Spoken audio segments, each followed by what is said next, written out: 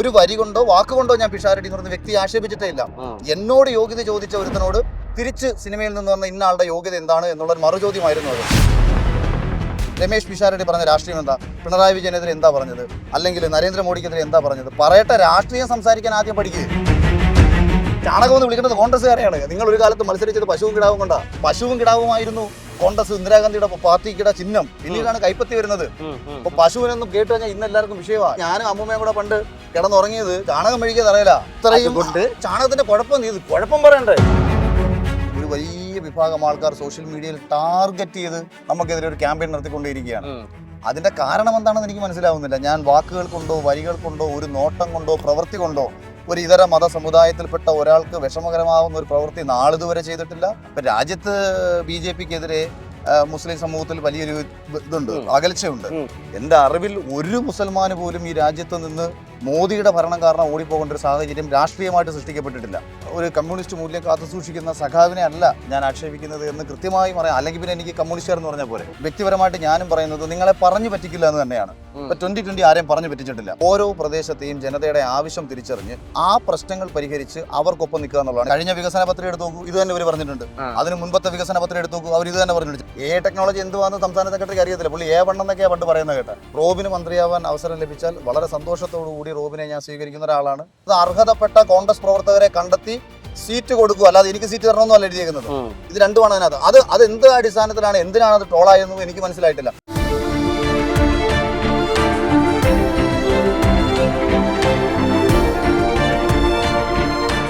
Own your pride. Pride Diamond Collections by Joya Lucas, world's favorite jeweler. Ayurveda മർമ്മ ചികിത്സയുടെ അവസാന വാക്ക്. Ortho neuro രോഗചികിത്സയിൽ വർഷങ്ങളുടെ പാരമ്പര്യം. Edamanassery spine hospital private limited, Coimbatore. വാക്പോരും വിവാദങ്ങളും ഒക്കെയായി അഖിൽമാരാർ കളം നിറയുകയാണ്. നമ്മളിപ്പോൾ ഉള്ളത് തൃക്കാക്കര മണ്ഡലത്തിലെ പ്രചാരണ വേളയിലുള്ള അഖിൽമാരാരെ കാണാനാണ്. അദ്ദേഹം ജനങ്ങളെ കണ്ടുകൊണ്ടിരിക്കുന്നു, എല്ലാവരോടും സ്നേഹവിശേഷങ്ങൾ ചോദിക്കുന്നു. നമസ്കാരം അഖിൽമാരാർ. Good morning. രാവിലെ മരണ വീട്ടിൽ, ഇപ്പോൾ അമ്പലത്തിൽ എല്ലാ വിധത്തിലും സജീവമാവുന്ന കാഴ്ചകളാണ് കാണാനാവുന്നത്. തീർച്ചയായിട്ടും. രാവിലെ മരണ വീടല്ല, നേരത്തെ മരണപ്പെട്ടു പോയ ഒരു ചെറുപ്പക്കാരനുണ്ടായിരുന്നു. അപ്പൊ അദ്ദേഹത്തിന്റെ അമ്മയും അച്ഛനെ നമ്മുടെ BJPയുടെ ഒരു പ്രവർത്തകനായിരുന്നു. അപ്പൊ അവരെ ഒന്ന് കാണണം. പലർക്കും മകനായും സഹോദരനായും ജ്യേഷ്ഠനായ അനിയനായൊക്കെയാണെന്നല്ലോ ഇനിയിപ്പോ ഇവിടെ വേണ്ടത്. സാധാരണ രാഷ്ട്രീയ പ്രവർത്തകരുടെ ഖദർ കാണാനില്ല. ഒരു ക്രീം കളർ ഉള്ള വസ്ത്രമാണ് അധികം ഇടുന്നത്. അതിന്റെ പിന്നിൽ എന്തെങ്കിലും രാഷ്ട്രീയ ഉദ്ദേശമുണ്ടോ? അങ്ങനൊന്നുമില്ല. ഇടുന്ന ഷർട്ടിലുള്ള കാര്യം, ഉള്ളിലുള്ള മനസ്സിലാവുന്നുള്ള കാര്യം. ഉള്ളിലുള്ള മനസ്സിലേക്ക് വരികയാണെങ്കിലേ, ഇപ്പോ നിരന്തരമായിട്ട് എഴുതുന്ന പോസ്റ്റുകളിലൊക്കെ തന്നെ കമ്മി എന്നുള്ള വാക്ക് ഉപയോഗിക്കുന്നതായിട്ട് കണ്ടിട്ടുണ്ട്. പക്ഷെ അത്രയും ഞാൻ കൊങ്ങി എന്നുള്ള വാക്ക് അഖിൽമാരുടെ എഴുതി കാണുന്നില്ല. ഇപ്പോൾ കമ്മി എന്ന് എഴുതിയാലും കൊങ്ങി എന്ന് എഴുതിയാലും സംഖ്യ എന്ന് എഴുതിയാലും അത് ഒരു രാഷ്ട്രീയ പ്രവർത്തകന്റെ മാതൃകാപരമായിട്ടുള്ള ഒരു രീതിയായി കണക്കാക്കാനാവോ? അല്ല, ഞാനത് പറഞ്ഞത് ഇപ്പൊ ഈ എഴുത്തച്ഛനുണ്ടാക്കിയ പദം കൂടാതെ തന്നെ നമ്മുടെ മാധ്യമങ്ങളിലും ഇവിടുത്തുള്ള പുതിയ തലമുറയൊക്കെ സമ്മാനിച്ച ഒരുപാട് പദങ്ങളുണ്ടല്ലോ. അതൊക്കെ ഒരുപാട് പ്രചരിക്കപ്പെടുന്നുണ്ടല്ലോ. അപ്പം ഓരോ പദങ്ങളിലൂടെയും എന്താണ് അർത്ഥമാക്കുന്നത് എന്നുള്ളതാണല്ലോ. ഇപ്പൊ നമ്മള് ഒരിക്കലും ഒരു കമ്മ്യൂണിസ്റ്റ് മൂല്യം കാത്തുസൂക്ഷിക്കുന്ന സഖാവിനെ അല്ല ഞാൻ ആക്ഷേപിക്കുന്നത് എന്ന് കൃത്യമായി പറയാം. അല്ലെങ്കിൽ പിന്നെ എനിക്ക് കമ്മ്യൂണിസ്റ്റുകാർ എന്ന് പറഞ്ഞ പോലെ. അല്ല, ഞാൻ പറയുന്നത് അതൊന്നും ഈ കമ്മി കൊങ്ങി സുഡാപ്പി എന്നൊന്നും ആ ഒരു സ്നേഹം കൊണ്ട് വിളിക്കുന്നതല്ല. അല്ല, ഞാനും ആക്ഷേപിക്കാനാണ്. അപ്പൊ വിദ്വേഷം പരപ്പിക്കല. വിദ്വേഷമല്ല, ഞാൻ അവരെ പരിഹസിക്കുകയാണ്. അതായത് വിവരമില്ലായ്മ ഒരു അലങ്കാരമായി കൊണ്ട് നടക്കുന്നവർ എല്ലാ രാഷ്ട്രീയ പാർട്ടികളിലും ഉണ്ടല്ലോ. അപ്പം അത് കമ്മ്യൂണിസ്റ്റ് പാർട്ടിക്ക് അത് പിന്നെ ഒരു അലങ്കാരമാണ്. കാരണം പലപ്പോഴായിട്ട് ഇപ്പൊ കാലങ്ങളായിട്ട് കമ്മ്യൂണിസം നടപ്പിലാക്കാൻ കഴിയാത്തതാണെന്നുള്ള തിരിച്ചറിവ് അവർക്കില്ല. നാളിതുവരെയും കേരളത്തിൽ ഒരു കമ്മ്യൂണിസ്റ്റ് ആശയം അവർ നടപ്പിലാക്കിയിട്ടില്ല. അവർ ഇന്ന് നടപ്പിലാക്കിക്കൊണ്ടിരിക്കുന്ന എല്ലാ ആശയങ്ങളും ഒരർത്ഥത്തിൽ രാജ്യത്ത് BJP ആഗ്രഹിക്കുന്ന ആശയങ്ങളൊക്കെ തന്നെയാണ് അവർ ഇപ്പോഴത്തെ പിണറായി വിജയൻ നടപ്പിലാക്കിക്കൊണ്ടിരിക്കുന്നത്.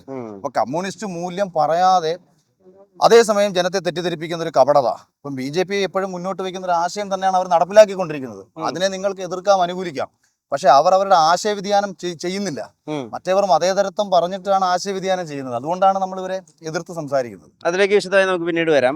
ഞാനിപ്പോ മണ്ഡലമായിട്ട് ബന്ധപ്പെട്ടുള്ള ഇവിടെ ഇപ്പോ നമ്മുടെ ഒരു ചെമ്പക്കര മണ്ഡലത്തിൽ പ്രധാനപ്പെട്ട പള്ളിയിലാണ് നിൽക്കുന്നത്. ഇന്നലെ ഒരു സ്റ്റേറ്റ്മെന്റ് പറയുന്നത് കേട്ടു, NDA സ്ഥാനാർത്ഥി ആയതിനു ശേഷം മുസ്ലിം ക്രിസ്ത്യാനി സുഹൃത്തുക്കളൊക്കെ എന്നിൽ നിന്ന് ഒരു അകൽച്ച. മുസ്ലിംസും അങ്ങനെ അർത്ഥത്തിലല്ല. ഇപ്പം നമ്മളെ ഒരുപാട് സ്നേഹിച്ച അഖിലേട്ടാ നിങ്ങൾ സൂപ്പറാണ് എന്ന് പറഞ്ഞ് മെസ്സേജ് അയച്ച ഒരു പയ്യൻ നമ്മൾ 2020 ചേർന്നു എന്നതുപോലും തിരിച്ചറിയാതെ അവൻ നേരെ നമ്മളേതോ മുസ്ലിംസിനെ ഇല്ലാതാക്കാൻ നടക്കുന്ന ഒരു വർഗീയവാദിയാണെന്ന് തെറ്റിദ്ധരിച്ചുകൊണ്ടോ അവനെ ആരൊക്കെയോ പറഞ്ഞ് പഠിപ്പിച്ചതിനുള്ള തെറ്റിദ്ധാരണ കൊണ്ടോ അവൻ വന്നിട്ട് നമ്മളെ ആക്ഷേപിക്കുകയാണ്. അപ്പൊ അതിനെന്താണ് കാരണം എന്നുള്ളത് എനിക്ക് മനസ്സിലാവുന്നില്ല.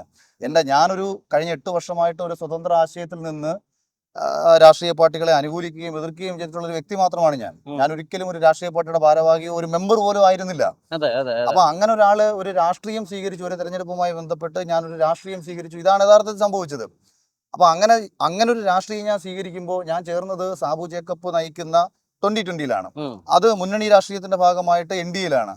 അപ്പോൾ അവിടെ എൻ്റെ അടുത്ത് അഖിൽ മാരാർ പറഞ്ഞ കാര്യങ്ങളിൽ ആശയപരമായിട്ട് ഞങ്ങൾക്ക് വ്യത്യാസമുണ്ട് എന്ന് പറഞ്ഞ് നമ്മളെ ആക്ഷേപിക്കുന്നതിന് പകരം നേരെ വന്നിട്ട് അത് 1, 2, 5, 10 പേരല്ല, ഒരു വലിയ വിഭാഗം ആൾക്കാർ സോഷ്യൽ മീഡിയയിൽ ടാർഗറ്റ് ചെയ്ത് നമുക്കെതിരെ ഒരു ക്യാമ്പയിൻ നടത്തിക്കൊണ്ടിരിക്കുകയാണ്. അതിന്റെ കാരണം എന്താണെന്ന് എനിക്ക് മനസ്സിലാവുന്നില്ല. ഞാൻ വാക്കുകൾ കൊണ്ടോ വരികൾ കൊണ്ടോ ഒരു നോട്ടം കൊണ്ടോ പ്രവൃത്തി കൊണ്ടോ ഒരു ഇതര മത സമുദായത്തിൽപ്പെട്ട ഒരാൾക്ക് വിഷമകരമാവുന്ന ഒരു പ്രവൃത്തി നാളിതുവരെ ചെയ്തിട്ടില്ല, ഇനിയോട്ട് ചെയ്യാൻ പോകുന്നു. പക്ഷെ ഒരു കാരണമില്ലെങ്കിൽ അതിന്റെ കാരണം മതമാവുമെന്ന് അർത്ഥമില്ലല്ലോ. മറ്റെന്താണ് അത് സൂക്ഷ്മം നോക്കേണ്ടത് അഖിൽമാരുടെ ടീമിന്റെ ജോലിയല്ലേ? അല്ല മറ്റെന്താണ് അതാണ് എനിക്ക് എന്റെ കാരണം മനസ്സിലാവുന്നില്ല എന്നാ ഞാൻ പറഞ്ഞത്. പക്ഷെ അപ്പോഴും മതമല്ല ഞാൻ പറഞ്ഞത്, ഞാൻ ചേർന്ന രാഷ്ട്രീയത്തെ ഉൾക്കൊള്ളാനുള്ള അവരുടെ പ്രശ്നം. ഇപ്പൊ രാജ്യത്ത് BJP-ക്കെതിരെ മുസ്ലിം സമൂഹത്തിൽ വലിയൊരു ഇതുണ്ട്, അകൽച്ചയുണ്ട്. അത് എന്തുകൊണ്ടാണെന്ന് പറഞ്ഞാൽ, ഇപ്പൊ കോൺഗ്രസിനെ സംബന്ധിച്ച് ഇപ്പോൾ ആകെയുള്ള നിലനിൽപ്പ് എന്ന് പറഞ്ഞാൽ മുസ്ലിം സമൂഹത്തെ ഒപ്പം കൂടെ നിർത്തിക്കൊണ്ട് പോകുക എന്നുള്ളതാണ്. കാര്യം ഹിന്ദുക്കളിൽ പല ആൾക്കാരും മാറിപ്പോയി, ക്രിസ്ത്യൻ സമൂഹം വലുതായിട്ട് മാറിപ്പോയി, ന്യൂനപക്ഷ സമൂഹങ്ങൾ ഒരുപാട് ഭൂരിപക്ഷം, അതായത് ഇപ്പം ഗോവ ക്രിസ്ത്യൻ സമുദായം ഭൂരിപക്ഷമുള്ള സ്ഥലങ്ങളാണ്. മേഘാലയ, മണിപ്പൂർ ഇങ്ങനെയുള്ള വടക്ക് കിഴക്കൻ സംസ്ഥാനങ്ങളിലൊക്കെ ഇന്ന് BJP-യാണ് ഭരിക്കുന്നത്. അപ്പം ബാക്കി വരുന്ന ഒരു വിഭാഗത്തെ BJP-യിൽ നിന്ന് അകറ്റി നിർത്തണമെങ്കിൽ ഈ വിദ്വേഷം BJP-ക്കാരെയും മുസ്ലിംസിന്റെ ഇടയിൽ ഇങ്ങനെ പ്രചരിപ്പിച്ചിട്ടാണ് ഇവരിത് ചെയ്തുകൊണ്ടിരിക്കുന്നത്. അതുകൊണ്ട് തന്നെ കേരളത്തിലുള്ള വലിയൊരു വിഭാഗം മുസ്ലിം ജനതയ്ക്കും എന്തോ BJP ഞങ്ങളെ ഇല്ലാതാക്കാൻ നടക്കുന്ന ഒരു വിഭാഗമാണ് എന്നൊരു തെറ്റിദ്ധാരണ. എന്നോ നടന്ന ഒരു കലാപത്തിന്റെ പേരും പറഞ്ഞ് നിങ്ങളെ എല്ലാവരെയും ഇനിയും കൊല്ലും. ഈ കഴിഞ്ഞ 13 വർഷം കൊണ്ട് അപ്രമാദിത്വത്തോടെ രാജ്യത്ത് BJP ഭരിക്കുകയാണ്. എൻ്റെ അറിവിൽ ഒരു മുസൽമാന് പോലും ഈ രാജ്യത്ത് നിന്ന് മോദിയുടെ ഭരണം കാരണം ഓടിപ്പോകേണ്ട ഒരു സാഹചര്യം രാഷ്ട്രീയമായിട്ട് സൃഷ്ടിക്കപ്പെട്ടിട്ടില്ല. പ്രാദേശികമായിട്ട് ഒരു വ്യക്തികളിൽ നിന്നുണ്ടാകുന്ന പ്രശ്നങ്ങളാണ് പലപ്പോഴും ഈ 130 കോടി ജനതയുടെ ഇടയിൽ നിന്ന് നമ്മൾ അടർത്തിയെടുത്തൊരു മാധ്യമങ്ങളിൽ ചർച്ചയാക്കുന്നത്. ഇപ്പൊ കേരളത്തില് ഇപ്പൊ യൂസഫ് അലി സാഹിബിന്റെ വീടോ അല്ലെങ്കിൽ ഇപ്പൊ എറണാകുളത്ത് ആസാദ് മൂപ്പന്റെ വീടോ കാണിച്ചിട്ട് ഇതാണ് കേരളം എന്ന് പറഞ്ഞു കഴിഞ്ഞാൽ ഇതല്ല കേരളം. ഇനി ഞാൻ നേരെ പോയി കഴിഞ്ഞ ദിവസം ഞാൻ ഫേസ്ബുക്കിൽ ഒരു പോസ്റ്റ് ഇട്ടിട്ടുണ്ടായിരുന്നു. ഇൻസ്റ്റയിൽ ഒരു വീട് 10 പേർ താമസിക്കുന്ന 100 സ്ക്വയർ ഫീറ്റ് മാത്രമുള്ള ഒരു ഷെഡ്, അത് മാത്രം കാണിച്ചിട്ട് ഇതാണ് കേരളം എന്ന് ലോകത്തിന്റെ മുന്നിൽ കാണിച്ചാൽ കേരളം കാണാത്തവൻ വിചാരിക്കും കേരളത്തിലുള്ള ഒരു മൊത്തം ഇങ്ങനെയാണെന്ന്. ഇനി അതല്ല, നേരെ തിരിച്ച് യൂസഫ് അലി സാഹിബിന്റെ വീടും ആസാദ് മൂപ്പന്റെ വീടും കാണിച്ചിട്ട് രാജ്യത്തിന് പുറത്തുള്ള ഒരാൾ ഇതാണ് കേരളം എന്ന് പറഞ്ഞിരിക്കും. അതായത് എന്ത് പ്രചരിക്കുന്നു അതാണ് സത്യം. മാധ്യമങ്ങൾ പറയുന്നത് വാർത്തയാണെന്നും ഇത് സത്യമല്ല എന്നും മനസ്സിലാക്കാനുള്ള ബോധം നമുക്കില്ല. നമ്മൾ എത്രയോ കാലങ്ങളായിട്ട് ഇങ്ങനെയാണ് അതായത് നമ്മുടെ കൺമുന്നിൽ പോലും ഒരു മാധ്യമ പ്രവർത്തനം വന്ന് റിപ്പോർട്ട് ചെയ്തിട്ട് പോവുകയാണ്. അപ്പൊ നമ്മുടെ നാട്ടിൽ അതല്ല നടക്കുന്നത്. പക്ഷേ വാർത്ത കാണുമ്പോൾ നമുക്ക് തോന്നുന്നു ഇതാണോ നടക്കുന്നത്. അപ്പൊ ഇനി മറ്റൊരു കാര്യം പറയാം. ഇപ്പം 1, 2 പേരുടെ സർവേ ചിലപ്പം എവിടെയെങ്കിലും ചെല്ലും. ഇപ്പം കഴിഞ്ഞ ദിവസം എനിക്കെതിരെ ക്യാമ്പയിന്റെ ഭാഗമായിട്ട് ഈ റോഡിലുള്ള CA2-ന്റെ ലോക സെക്രട്ടറിമാരുടെ അടുത്തും കമ്മ്യൂണിസ്റ്റ് പാർട്ടി നേതാക്കന്മാരുടെ അടുത്തും പോയിട്ട് ചോദിക്കുകയാണ് അഖിൽമാരാർ ജയിക്കുമെന്ന്. അവർ ഞാൻ ജയിക്കുമെന്ന് പറയൂ. അവരെന്നെ ആക്ഷേപിക്കാനുള്ളത് പരമാവധി ആക്ഷേപിക്കും. തൃക്കാക്കരയിലെ ജനങ്ങളുടെ യഥാർത്ഥ അവസ്ഥ അല്ല. ജനങ്ങളിലേക്ക് വരികയാണെങ്കിൽ എന്തുകൊണ്ട് LDF, UDF സ്വതന്ത്ര സ്ഥാനാർത്ഥികൾക്ക് പുറമെ അഖിൽമാരെ തെരഞ്ഞെടുക്കണം? അല്ല, സ്വതന്ത്ര സ്ഥാനം ഞാൻ ഇതിനകത്ത് ഒന്നാമത്തെ കാര്യം, ഞാൻ പ്രതിദാനം ചെയ്യുന്ന രാഷ്ട്രീയ പ്രസ്ഥാനം 2020 മുന്നണി NDA. വ്യക്തിപരമായിട്ട് ഞാനും പറയുന്നത് നിങ്ങളെ പറഞ്ഞു പറ്റിക്കില്ല എന്ന് തന്നെയാണ്. ഇപ്പൊ 2020 ആരെയും പറഞ്ഞു പറ്റിച്ചിട്ടില്ല. കിഴക്കമ്പലത്തായിക്കോട്ടെ, അവർ വികസനം ചെയ്തിട്ടുള്ള 4 പഞ്ചായത്തുകളിലായിക്കോട്ടെ, പറഞ്ഞ വാക്ക് കൃത്യമായി പാലിച്ച് അഴിമതിരഹിതമായ ജനക്ഷേമപരമായ പദ്ധതികൾ ജനങ്ങൾക്ക് നൽകി കൃത്യമായി ജനങ്ങൾക്ക് വേണ്ടി പ്രവർത്തിച്ചതാണ് 2020. 2020-ക്കെതിരെ കഴിഞ്ഞ പ്രാവശ്യം എങ്ങനെ മറ്റുള്ളവർ മത്സരിച്ചെന്നറിയാവോ? ചിഹ്നമില്ലാതെ. കോൺഗ്രസിന് ചിഹ്നമില്ല, CPM-ന് ചിഹ്നമില്ല. 2 പേരും കൂടെ ഒരുമിച്ച് 2020 തോൽപ്പിക്കാൻ വേണ്ടിയിട്ട്. അത് എന്തിനാ 2020 തോൽപ്പിക്കുന്നത്? നാടിന് നല്ലത് ചെയ്യുന്ന ഒരു രാഷ്ട്രീയ പ്രസ്ഥാനമല്ലേ, ജനങ്ങൾക്ക് വേണ്ടിയിട്ട് എല്ലാ കാര്യങ്ങളും ചെയ്തു കൊടുത്തല്ലേ. പക്ഷേ ഈ 2020 തോൽപ്പിക്കാൻ കോൺഗ്രസിന് ചിഹ്നമില്ല, CPM-ന് ചിഹ്നമില്ല, SDPIക്ക് ചിഹ്നമില്ല. എല്ലാവരും കൂടെ ഒരുമിച്ചിട്ടാണ് ഈ 2020-ക്കെതിരെ മത്സരിച്ചത്. ഇനി ഇപ്പുറത്ത് നരേന്ദ്രമോദി രാജ്യത്ത് ചെയ്യുന്നത് ഇൻഫ്രാസ്ട്രക്ചർ ഡെവലപ്മെന്റിന്റെ കാര്യത്തിൽ ഇതുവരെ ഇന്ത്യ ഭരിച്ചിട്ടുള്ള എല്ലാ പ്രധാനമന്ത്രിമാരെക്കാട്ടിയും ഏറ്റവും മനോഹരമായിട്ടും മുന്നോട്ടുള്ള ഫ്യൂച്ചറിസ്റ്റിക് ആയിട്ടും ചെയ്തു പോകുന്ന പ്രധാനമന്ത്രിയാണ്. അപ്പം നമുക്ക് എന്തിവിടെ ചെയ്യാൻ കഴിയുമെന്ന് പറഞ്ഞാൽ വ്യക്തിപരമായിട്ട് ഞാൻ ആരെയും പറ്റിക്കില്ല, എൻ്റെ പ്രസ്ഥാനം ആരെയും പറ്റിക്കില്ല. അപ്പം അതൊരു കോൺഫിഡൻസ്. അതിനേക്കാൾ ഉപരി കഴിഞ്ഞ കുറേ വർഷങ്ങളായിട്ട് ഇവിടെ ഭരിച്ചവർ, ഇവിടുത്തെ ജനതയ്ക്ക് കൊടുത്തുകൊണ്ടിരുന്നവർ, ഇവിടെ കോൺഗ്രസിന്റെ കോട്ടയാണെന്ന് പറഞ്ഞിട്ട് കോൺഗ്രസിലെ തന്നെ പ്രവർത്തകരെ ശ്രദ്ധിക്കാതെ പോവുക. എപ്പോഴും നമ്മൾ ആദ്യം ചെയ്യേണ്ടത് നമ്മൾ വിശ്വസിക്കുന്ന പ്രസ്ഥാനത്തിൽ നമുക്ക് വേണ്ടി പണിയെടുക്കുന്നവനാണല്ലോ ആദ്യത്തെ ഏറ്റവും പ്രാധാന്യം അപ്പൊ കൊടുക്കുന്നത്. തൃക്കാക്കരയ്ക്ക് വേണ്ടി അഖിൽമാരാർ എന്തൊക്കെയാണ് ചെയ്യാൻ ഉദ്ദേശിക്കുന്നത്? 3 പദ്ധതികൾ അല്ലെങ്കിൽ 3 വികസന പരിഹാരങ്ങൾ എന്തൊക്കെയായിരിക്കും? അല്ല, ഇത് ഒന്നോ രണ്ടോ പദ്ധതികൾ അല്ലെങ്കിൽ വികസനം ഇത് പറയുന്നതിനേക്കാളല്ല ഉപരി ഓരോ പ്രദേശത്തെയും ജനതയുടെ ആവശ്യം തിരിച്ചറിഞ്ഞ് ആ പ്രശ്നങ്ങൾ പരിഹരിച്ച് അവർക്കൊപ്പം നിൽക്കുക എന്നുള്ളതാണ്. ഇപ്പം ഞാൻ അതാ പറഞ്ഞത്, തൃക്കാക്കരയിൽ ഞാൻ ഒരു പ്രദേശത്ത് ചെല്ലുമ്പോൾ അവിടുത്തെ പ്രശ്നം ഇരുമ്പ് പാലം മാറി അവിടെ വലിയ പാലം വരിക എന്നുള്ളതാണ്. ഞാൻ അവരുടെ അടുത്ത് വന്നിട്ട് നിങ്ങൾക്ക് ഞാൻ എല്ലാ ദിവസവും അരി തരാം, അല്ലെങ്കിൽ എല്ലാ ദിവസവും കക്കൂസിന്റെ മറ്റു കാര്യങ്ങൾ ചെയ്തു തരാം, അല്ലെങ്കിൽ ജനക്ഷേമ പദ്ധതി തരാം എന്ന് പറയുന്നതിനല്ല അവരുടെ ആവശ്യം. അവരുടെ ആവശ്യം ഇന്നതാണെങ്കിൽ അത് ചെയ്തു കൊടുക്കുക. ഞാൻ മറ്റൊരു സ്ഥലത്ത് ചെല്ലുമ്പോൾ അവർക്ക് ഉറപ്പില്ലാത്ത വീടുകളാണ്. ആ വീടുകളില്ലാത്ത പ്രദേശത്ത് അത് ചെയ്തു കൊടുക്കുക. മറ്റൊരു പ്രദേശത്ത് ചെല്ലുമ്പോൾ കുടിവെള്ളത്തിന്റെ ബുദ്ധിമുട്ട്, ശുദ്ധജലം തൃക്കാക്കരയിൽ നിലവിൽ ഏറ്റവും പ്രധാനമായി അഡ്രസ് ചെയ്യപ്പെടേണ്ട പ്രശ്നം അല്ല, ഇതെല്ലാം അതാണ് തൃക്കാക്കര എന്ന് പറയുന്നത്. ഇപ്പൊ ആലുവയിലെ ഗതാഗത കുരുക്കുണ്ടാവാം, അല്ലെങ്കിൽ കോട്ടയത്തെ കുടിവെള്ള പ്രശ്നം ഉണ്ടാവാം. അങ്ങനെ തൃക്കാക്കരയ്ക്ക് അഡ്രസ് ചെയ്യപ്പെടേണ്ട ഒരു കാര്യം കാൻഡിഡേറ്റ് അറിയണ്ടേ? തൃക്കാക്കരയില് ഗതാഗത കുരുക്ക് പരിഹരിക്കാൻ വ്യക്തിപരമായിട്ട് ഇവിടെ ലോകത്താരും എന്ന് വാഗ്ദാനം ചെയ്താലും നടക്കാൻ പോകുന്ന കാര്യമല്ല. കാരണം അതിപ്പോ വാഗ്ദാനം ചെയ്ത് മാറ്റേണ്ടതുമല്ല. ഇപ്പൊ വൈകുന്നേരങ്ങളിൽ ഇൻഫോ പാർക്ക് അങ്ങനല്ല, അത് ഞാൻ അതാ പറയാൻ വന്നത്. അതായത് വൈകുന്നേരങ്ങളിൽ നമ്മളെ ഇൻഫോ പാർക്ക് റോഡ് ഭയങ്കര തിരക്കുണ്ടാവുന്നത് സ്വാഭാവികമായിട്ടും ആ സമയത്തെ ഇൻഫോ പാർക്കിൽ നിന്ന് ജോലി കഴിഞ്ഞ് വരുന്ന വലിയൊരു വിഭാഗം ജനത ഒരുമിച്ച് റോഡിൽ ഇറങ്ങുന്നതുകൊണ്ടാണ്. അതേ തിരക്ക് 10 മണി മുതൽ 4 മണി വരെ ഇല്ല. അപ്പൊ നമ്മൾ ദുബായിൽ നിന്ന് ഷാർജയിലേക്ക് പോകുന്ന രാവിലത്തെ സമയത്ത് ഒരു തിരക്കുണ്ട്, വൈകുന്നേരം ഷാർജയിൽ നിന്ന് തിരിച്ച് ദുബായിലേക്ക് വരുന്ന തിരക്കുണ്ട്. ദുബായ് രാജ്യത്തിന് ഇത് മാറ്റാൻ കഴിഞ്ഞിട്ടുണ്ടോ? മണിക്കൂറുകളോളം ദുബായിലുള്ള ജനത ഈ ബ്ലോക്കിൽ പെട്ടല്ലേ കിടക്കുന്നത്. അതെന്ന് പറയുന്നത് അത് ആ നിമിഷത്തെ സാഹചര്യം സൃഷ്ടിക്കുന്ന തിരക്കാണ്, അതൊരു പൊതു പ്രശ്നമല്ല. ഇപ്പൊ ഇവിടുത്തെ മെട്രോയുടെ പണി നടന്ന സമയത്ത് ജനങ്ങൾക്ക് ബുദ്ധിമുട്ടുണ്ടായിട്ടുണ്ട്. അത് മെട്രോ വന്നു കഴിഞ്ഞാൽ അത് മാറും, അത് സ്വാഭാവികമായിട്ടും മാറും. അപ്പൊ ഇതുപോലെ ഗതാഗത കുരുക്കെന്ന് പറയുന്നത് ചില കാരണങ്ങൾ കൊണ്ട് സംഭവിക്കുന്നതാണ്. അപ്പൊ ആ കാരണം കണ്ടെത്തി പരിഹരിക്കുക എന്നുള്ളതാണ്. ഇപ്പൊ നമ്മൾ ഡോക്ടറെ ചികിത്സിക്കുന്നത് എങ്ങനെയാണ്? ഇപ്പൊ തൊലിപ്പുറത്ത് ഒരു പ്രശ്നം വന്നു കഴിഞ്ഞാൽ തൊലിയുടെ മണ്ടയിൽ പുരട്ടേണ്ടതല്ല, അത് ഉള്ളിലുള്ള കുടലിന്റെ പ്രശ്നമാണ്. ചിലപ്പോൾ വായിൽ നമുക്ക് പുണ്ണ് വരുന്നത് കുടലിന്റെ പ്രശ്നമാണെങ്കിൽ കുടലിന് പ്രശ്നം മരുന്ന് കൊടുക്കുക എന്നുള്ളതാണ്. വായുടെ മരുന്ന് കൊടുത്തു കഴിഞ്ഞാൽ മാറില്ല. അപ്പൊ ഒരു പ്രശ്നങ്ങൾക്ക് കാരണം കണ്ടെത്തി ആ കാരണത്തെ പരിഹരിക്കുക എന്നുള്ളതാണ്. പിന്നെ നമ്മളിത് ഹാർട്ട് ഓഫ് ദ സിറ്റിയാണ്. നമ്മുടെ ഇപ്പൊ ചമ്പക്കരയുടെ പ്രശ്നങ്ങൾ ഞാനിപ്പോ ചമ്പക്കര ഭാഗത്താണ് നിൽക്കുന്നത്. ഇപ്പൊ ചമ്പക്കര ഭാഗത്ത് വരുമ്പോഴത്തേക്ക് ഇവിടുത്തെ പ്രശ്നങ്ങൾ എന്താണെന്നുള്ളത് തിരിച്ചറിയുക. ചമ്പക്കര പാലവുമായി ബന്ധപ്പെട്ട് അതിന്റെ അവശിഷ്ടങ്ങൾ നീക്കാത്തതിന്റെ പ്രശ്നങ്ങൾ പറയുന്നു.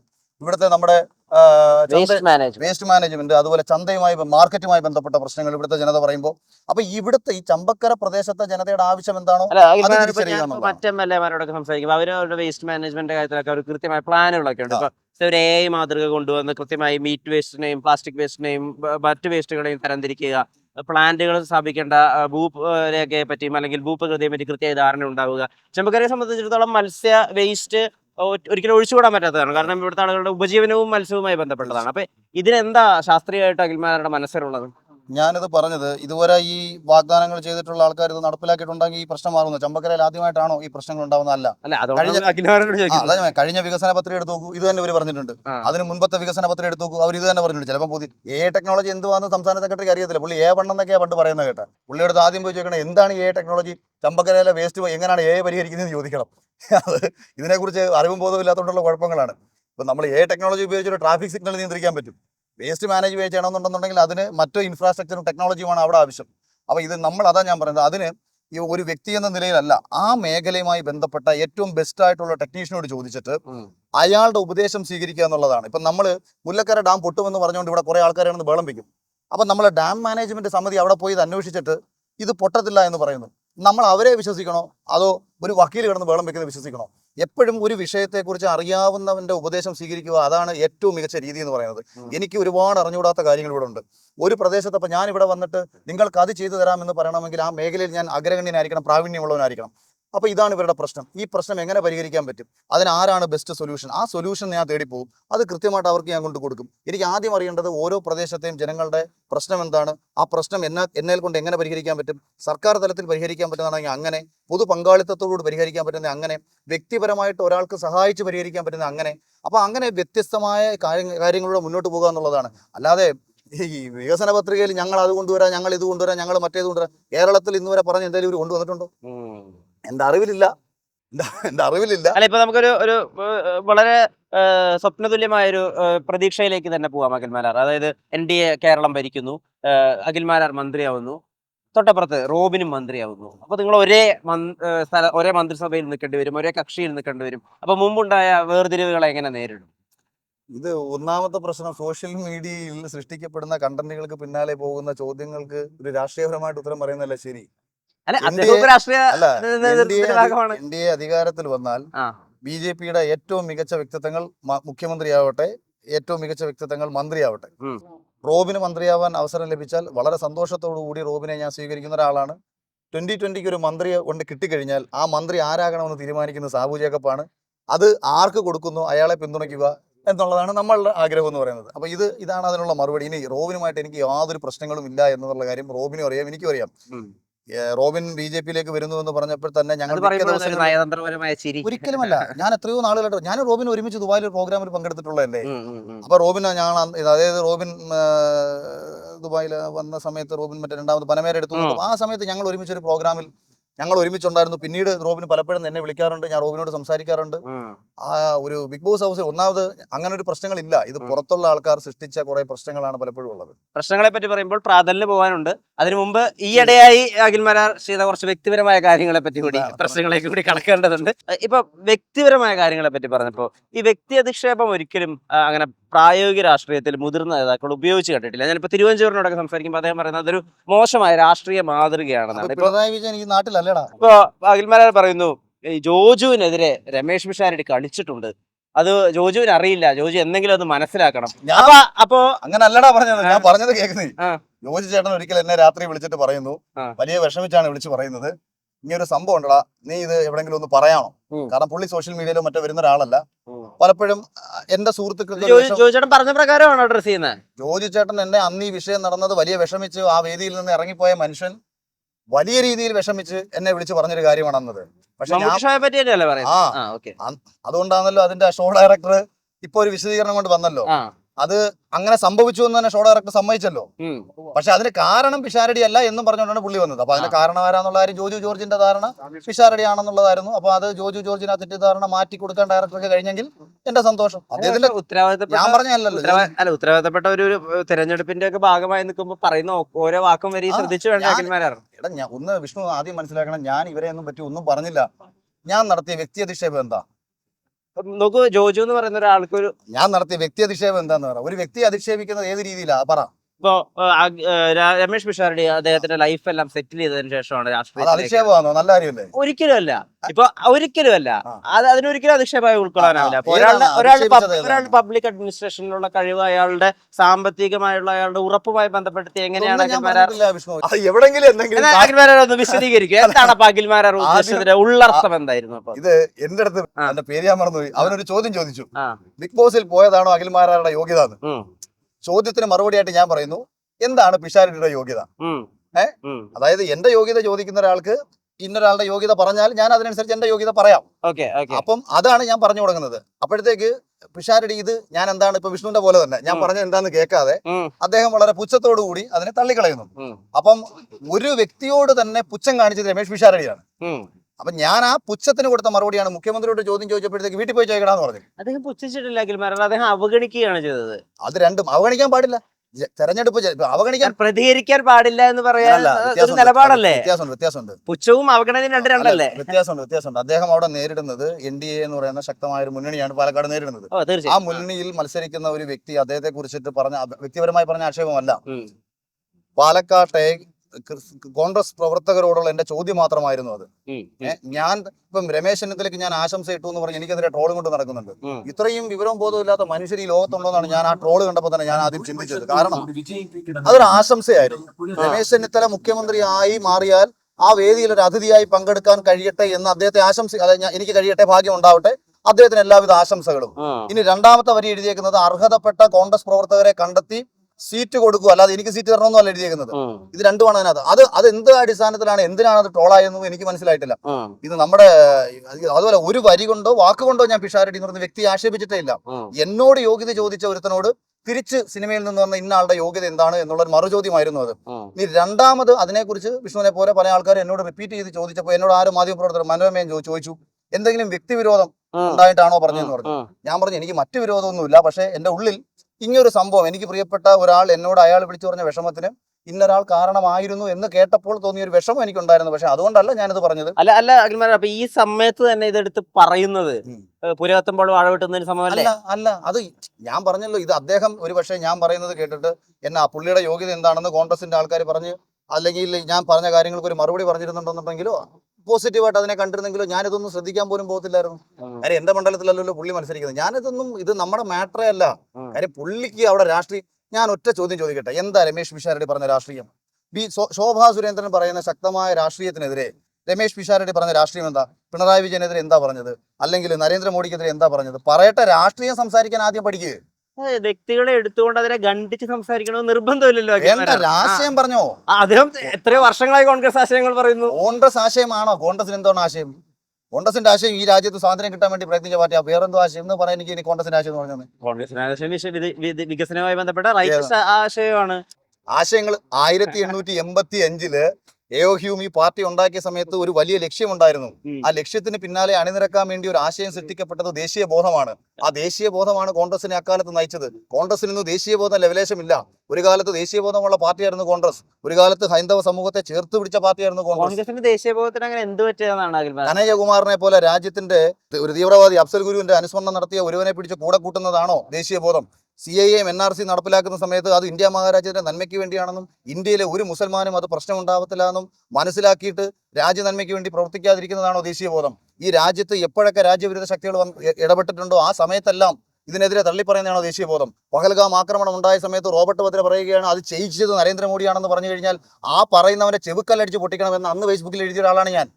രാഹുൽ ഗാന്ധി, പ്രിയപ്പെട്ട രാഹുൽ ഗാന്ധി എത്രയും പെട്ടെന്ന് റോബർട്ട് വദ്ര എന്ന് പറയുന്ന അളിയനെ വിളിച്ചിട്ട് ചെവുക്കല്ലടിച്ച് പൊട്ടിച്ചിട്ട് പറയണം, മേലാൽ ഇമാതിരിയുള്ള ഡയലോഗും കൊണ്ട് നടക്കരുതെന്ന് പറയണം എന്ന് അന്ന് തന്നെ ഞാൻ ഫേസ്ബുക്കിൽ എഴുതിയ ഒരാളാണ്.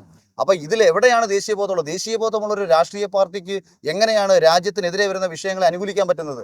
അപ്പൊ ഇതെല്ലാം എന്തുകൊണ്ടാണ് ഒരു കാലത്ത് ബാബറി മസ്ജിദ് തുറന്നു കൊടുത്തത് ആരാ? രാജീവ് ഗാന്ധിയാണ്. 1986 ഹിന്ദുക്കൾക്കായി ബാബറി മസ്ജിദ് തുറന്നു കൊടുക്കുന്നത്. 89 അവിടെ ശിലാന്യാസം ചെയ്തത് രാജീവ് ഗാന്ധിയാണ്. ഇത് ചെയ്തത് കോൺഗ്രസ് പാർട്ടിയാണ്. പശുവും കിടാവുമായിരുന്നു കോൺഗ്രസ് ഇന്ദിരാഗാന്ധിയുടെ പാർട്ടിക്കിടെ ചിഹ്നം. പിന്നീടാണ് കൈപ്പത്തി വരുന്നത്.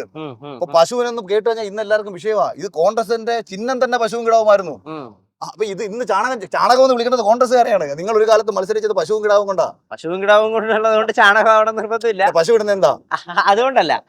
BJP എന്ന രാഷ്ട്രീയ പാർട്ടി പലപ്പോഴും അതിന്റെ നേതാക്കൾ പലപ്പോഴും ഈ ചാണകത്തിന്റെ ഗുണഗണങ്ങളും നല്ലതല്ലേ? ഞാൻ ചാണകം പറഞ്ഞിട്ടില്ല. ഞാൻ ചാണകം മെഴുകിയ തറയിൽ ഞാനും അമ്മൂമ്മയും കൂടെ പണ്ട് കിടന്നുറങ്ങിയത് ചാണകം മെഴുകിയ തറയിലാ. അത്രയും അതുകൊണ്ട് തന്നെ ചാണകത്തിന്റെ കുഴപ്പം പറയണ്ടേ? ഏറ്റവും ബെസ്റ്റ് ആയിട്ടുള്ള ഒരു സാധനം എടുത്ത് നമ്മളെ തന്നിട്ട് ഇതിന് കുഴപ്പമുണ്ടോ? ചാണകത്തിന്റെ ഗുണഗണങ്ങളെ പറ്റി അറിവില്ലായ്മ കൊണ്ടല്ല ഒരു കോൺഗ്രസ് പ്രവർത്തകർ അത് പറയുന്നത്.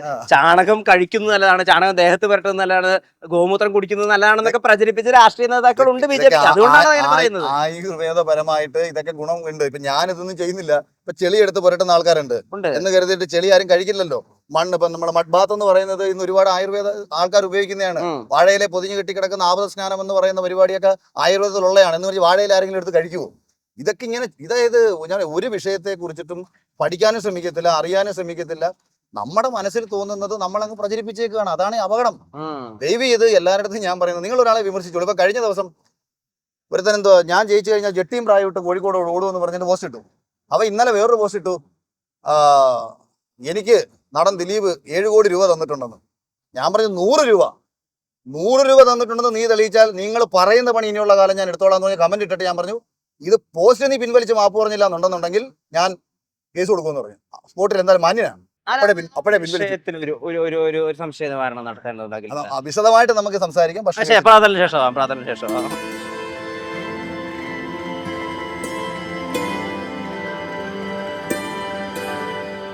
അഖിൽമാരാർ തൃക്കാക്കരയിൽ സ്ഥാനാർത്ഥിയായി മത്സരിക്കുമ്പോൾ പിന്തുണയ്ക്കായി അദ്ദേഹത്തിന്റെ ഉറ്റ സുഹൃത്തുക്കൾ കൂടി തൃക്കാക്കരയിൽ അദ്ദേഹത്തിന്റെ ഇലക്ഷൻ പ്രചരണവുമായി വന്നിട്ടുണ്ട്.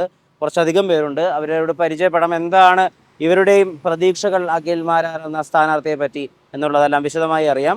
എന്താ പേരെന്താ? രാജേഷ് കുമാർ. എത്ര കാലമായി അഖിൽമാരാരെ അറിയാം? കുട്ടിക്കാലം തൊട്ടേ അറിയാം.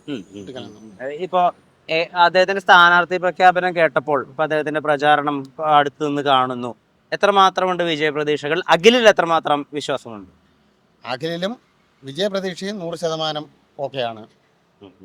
രണ്ട് കാര്യങ്ങളും. അഖിൽമാരിൽ എത്രമാത്രം വിജയപ്രതീക്ഷയുണ്ട്? ഈ സീറ്റ് നേടും അല്ലെങ്കിൽ വിജയിക്കും, അത് എത്രമാത്രം പ്രതീക്ഷയുണ്ട്?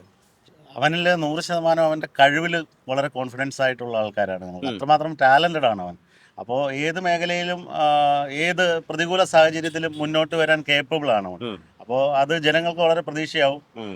അവൻ ജയിച്ചു കഴിഞ്ഞാൽ അവൻ ജയിക്കും എന്ന് തന്നെയാണ് നമ്മുടെ പ്രതീക്ഷ. അഖിലിന് നിലപാടില്ല എന്നൊക്കെ ആക്ഷേപങ്ങൾ വരുന്നു. അഖില് കാരണം അവസരവാദിയാണെന്ന് പറയുന്നത്, അതൊക്കെ സുഹൃത്തെന്ന നിലയിൽ കാണുമ്പോൾ വിഷമം ഉണ്ടാക്കുന്നുണ്ടോ? നമ്മൾ ഇന്നലെ മുതലുള്ള പരിചയമല്ലല്ലോ, നമ്മളെല്ലാം ചെറുപ്പം മുതലേ ഒരുമിച്ചുള്ള. അപ്പോൾ അഖിലിൻ്റെ നിലപാട് എന്താണ്? അവൻ എപ്പോഴും സത്യത്തിനും അല്ലെങ്കിൽ അങ്ങനെയുള്ള സത്യത്തിനൊപ്പം അതിനൊപ്പം നിൽക്കുന്ന ആളാണ്. അല്ല എന്തെങ്കിലും ഒരു പാർട്ടി അല്ലെങ്കിൽ ആ ഒരു നിലയ്ക്കല്ല. അല്ലാതെ തന്നെ അവന് ജനങ്ങളോടൊത്താണ് എപ്പോഴും അവൻ്റെ നിലപാടുകൾ. അപ്പോൾ അവൻ നിലപാടില്ല എന്നുള്ളതൊക്കെ ആൾക്കാരുടെ വ്യക്തിപരമായ അഭിപ്രായങ്ങളാണ്.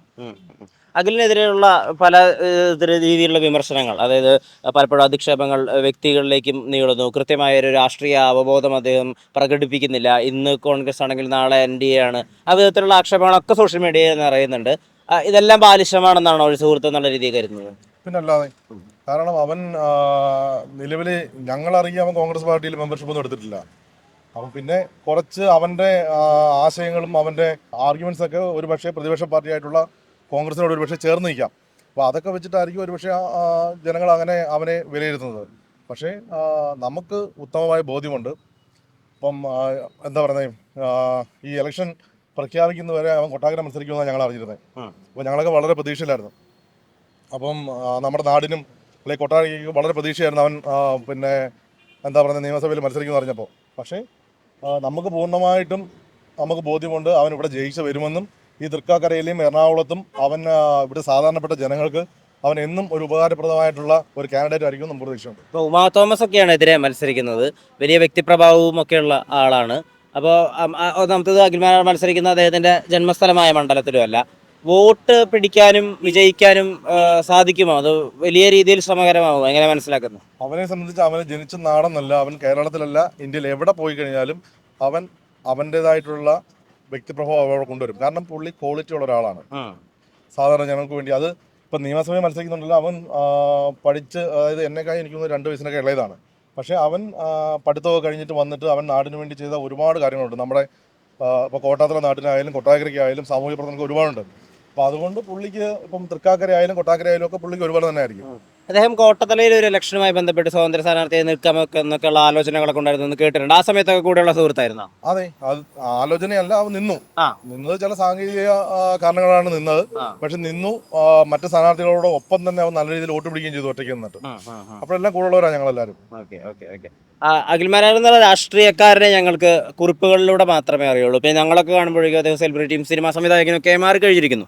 നിങ്ങൾ കോട്ടത്തലയുള്ളവരാണ്, അദ്ദേഹത്തെ ആ രീതിയിൽ അടുത്ത് കണ്ടിട്ടുണ്ട്. ഒരു രാഷ്ട്രീയ പ്രവർത്തകൻ എന്ന രീതിയിൽ മലയാളിക്ക് വിശ്വസിക്കാമോ അഖിൽമാരെ?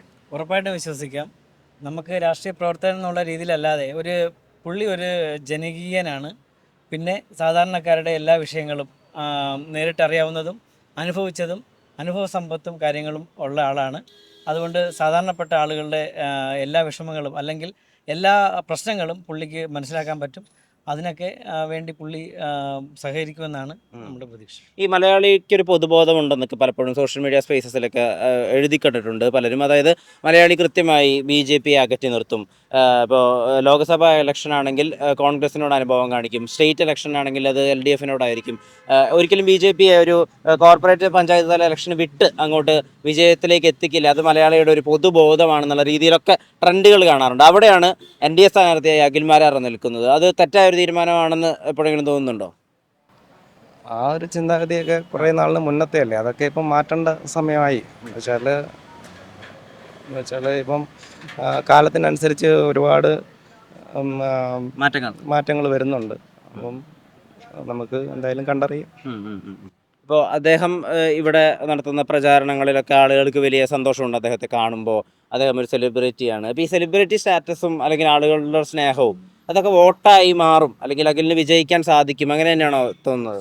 തീർച്ചയായും അവൻ സാധാരണക്കാരുടെ ഇടയിൽ നിന്ന് വളർന്നു വന്നവനാണ്. അവൻ അത്രയും ആൾക്കാരുടെ പൾസറിയാം, സാധാ ലെവലിലുള്ളവരുടെ ആൾക്കാർക്ക് ഗുണമേ അവൻ ചെയ്യത്തുള്ളൂ. അതായത് അവൻ എത്രയോ ആൾക്കാർക്ക് സഹായങ്ങൾ അവിടെ ചെയ്തു കൊടുത്തിട്ടുണ്ട്. അവൻ വേറൊരാളുടെ അടുത്ത് പറയാനോ വേറൊരു രീതിയിലല്ലാതെ പറഞ്ഞ് പബ്ലിസിറ്റി ഉണ്ടാക്കാനോ അല്ല. അവൻ സാധാരണക്കാരൻ്റെ, അതായത് എത്രയോ സുഖമില്ലാത്ത ആൾക്കാർക്ക് രഹസ്യമായിട്ട് അവൻ ഈ ബിഗ് ബോസ് കഴിഞ്ഞിട്ട് അവൻ്റെ കയ്യിൽ ഒരു ഇച്ചിരി പൈസ വന്നു കഴിഞ്ഞപ്പോൾ അവൻ എല്ലാവർക്കും സഹായം നേരിട്ടറിയാമത്. നേരിട്ടറിയാവുന്ന അത് പലരെയും, അതായത് അവനാണെങ്കിൽ പബ്ലിസിറ്റി കൊടുത്തിട്ടില്ല. നമുക്കറിയാം, അതായത് അവിടെയുള്ള പല ഓട്ടോറിക്ഷ തൊഴിലാളികളുടെ സുഖമില്ലാത്ത ഒരു മോനെ അങ്ങനെ പല കേസുകളിൽ അവൻ സാമ്പത്തികമായിട്ട് സഹായിച്ചിട്ടുണ്ട്. അവൻ പബ്ലിസിറ്റിക്ക് വേണ്ടിയിട്ടല്ല അത് ചെയ്തത്. പബ്ലിസിറ്റിക്ക് വേണ്ടിയിട്ടായിരുന്നുണ്ടെങ്കിൽ അവൻ അതെല്ലാം വീഡിയോ എടുത്തിട്ടായിരുന്നു. നമുക്ക് രഹസ്യമായിട്ട് പല കേസുകളിലും നമുക്കറിയാം, നമ്മളവിടെ നമ്മുടെ നാട്ടിൽ സഹകരിച്ച് നടക്കുന്നുണ്ട്. അവരെല്ലാം അവന് നമ്മുടെ കൊട്ടാരക്കര നിന്നായിരുന്നെങ്കിൽ അവന് വിജയപ്രതീക്ഷയായിരുന്നു. ഇവിടെയും അവനെ സംബന്ധിച്ചോളം അവൻ നല്ല രീതിയിൽ അവനെ ആൾക്കാർ വിജയിപ്പിച്ചെടുത്താൽ ഈ നാടിന് ഗുണമായിരിക്കും അവൻ. ഇപ്പൊ വലിയൊരു വിജയത്തുടക്കമാവട്ടെ അദ്ദേഹത്തിന്റെ കരിയറിൽ, പൊളിറ്റിക്കൽ കരിയറിൽ. ഒരുപാട് നന്ദി, നമസ്കാരം. ആയുർവേദ മർമ്മ ചികിത്സയുടെ അവസാന വാക്ക്. ഓർത്തോ ന്യൂറോ രോഗചികിത്സയിൽ വർഷങ്ങളുടെ പാരമ്പര്യം. Edamanassery spine hospital private limited, Coimbatore.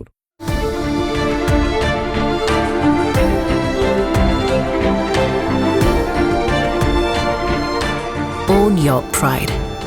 Pride Diamond Collections by Joya Lucas, world's favorite jeweler.